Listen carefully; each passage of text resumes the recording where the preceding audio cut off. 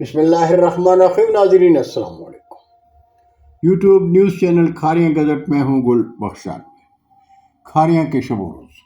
کھاریاں کے شب و روز میں آج کا کالم بعنوان چودھری محمد آصف دوریا سے ملاقات. کھاریاں تحصیل ہیڈ کوارٹر سیاسی یتیم نہیں، دراصل کھاریاں میں قیادت کا فقدان ہے. سیاسی منظر پر جب تک ہم خود کو نہیں منواتے، سیاست میں ہماری پہچان آٹے میں نمک کے برابر ہوتی ہے. یہی وجہ ہے کہ سیاسی جماعتیں اور ان کی قیادت گمنام سپورٹروں کو نظر انداز کر دیا کرتی ہیں. ان خیالات کا اظہار یونین کونسل دوریا کے سابق چیئرمین محمد آصف دوری نے ایک ملاقات میں کیا. انہوں نے کہا کہ کھاریاں شہر تو قومی سیاست میں پاکستان کی پہچان ہے. مرحومین صدر پاکستان چودھری فضلائی، سینیٹر چودھری رحمداد، چودھری محمد صفدر مرالا، چودھری بشیر احمد، چودھری غلام رسول، چودھری اصغر علی، چودھری غلام احمد چپر کارے ہی کے شہری تھے. ان کے سیاسی کردار کو ہم کیسے نظر انداز کر سکتے ہیں؟ اگر آج ان کے اولاد کی قومی سیاست میں کوئی پہچان ہے تو یہ ان کے خاندانی وقار اور بزرگوں کے سیاسی کردار کی وجہ سے ہے. ذاتی طور پر ان کی پہچان کھاریاں شہر کی میونسپل کمیٹی تک محدود ہے. جب تک کھاریاں شہر میں خاندان کے حوالے سے سیاسی قیادت کے دعوے دار کھاریاں شہر سے باہر نہیں نکلیں گے، قومی اور صوبائی سیاست میں کھاریاں اپنی سیاسی پہچان کھو دے گا. اس لیے قومی سیاسی جماعتوں کو الزام نہیں دیا جا سکتا کہ وہ کھاریاں کو نظر انداز کیے ہوئے ہیں. کھاریاں شہر میں سروس روڈ اور جی ٹی روڈ کے اطراف میں تجاوزات اور گندگی سے متعلق ایک سوال کے جواب میں چودھری محمد آصف دوریا نے کہا کہ کھاریاں شہر میں سروس روڈ کھاریاں شہر کے شہریوں سے بدترین مذاق ہے.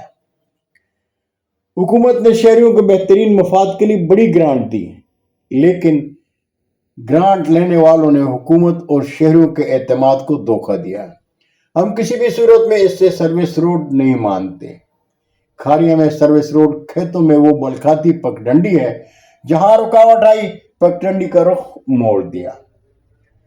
چودھری محمد آصف دوریا نے کہا کہ افسوس کی بات تو یہ ہے کہ کھاریاں شہر میں کسی بڑے نے بھی اس بددیانتی اور بے انصافی کوئی احتجاج نہیں کیا. مرکزی انجمن تاجران اور تاجر برادری بھی خاموش ہے. کھاریاں کے اخبار نویس قلم اٹھاتے ہیں، لیکن کسی بھی ذمہ دار شہری یا لوکل سیاسی قیادت نے آواز نہیں اٹھائی. پگڈنڈی نما service road G T road کے اطراف میں گندگی سے لبریز نالوں کے لیول سے بھی نیچے ہے. اس لیے جب بارش ہوتی ہے تو جی ٹی روڈ کے برساتی اور نالوں کے گندے پانی سے پگڈنڈی نما سروس روڈ دریا بن جاتی ہے.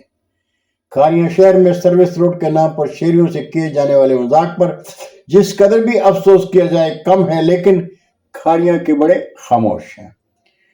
کھاریاں شہر میں تجاوزات اور ٹریفک جام سے متعلق سوال پر چودھری محمد آصف دوریا نے کہا کہ اگر کھاریاں کی بلدیاتی قیادت چاہے تو یہ مسئلہ انتہائی آسانی سے حل ہو سکتا ہے، لیکن ہر کوئی ذاتی مفاد کے لیے خاموش ہے اور میونسپل کمیٹی کے ذمہ داروں کے وارے نیارے ہیں. کوئی بھی اس حقیقت سے انکار نہیں کرے گا کہ جی ٹی روڈ کے اطراف اور بازاروں میں کھلے آسمان کے نیچے رزق حلال کمانے والے کھاریاں شہر ہی کے باشندے ہیں، لیکن ذاتی مفاد کے لیے اگر وہ شہریوں کے لیے درد سر بن جائے تو بلدیہ کی ذمہ داری ہے کہ بے لگام کو لگام دیں.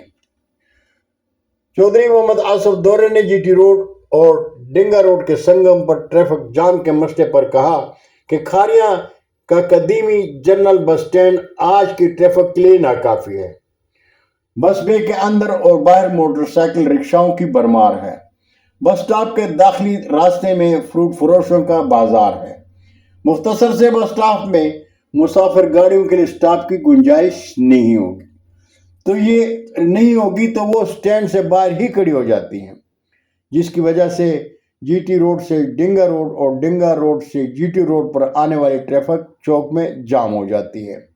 اگر ٹریفک کے اس مسئلے کو حل کرنا ہے تو شوکت پلازے کے سامنے تک بس بے میں توسیع کی جائے اور موجودہ بس بے کے داخلی راستے پر سے تجاوزات ہٹوا دیے جائیں۔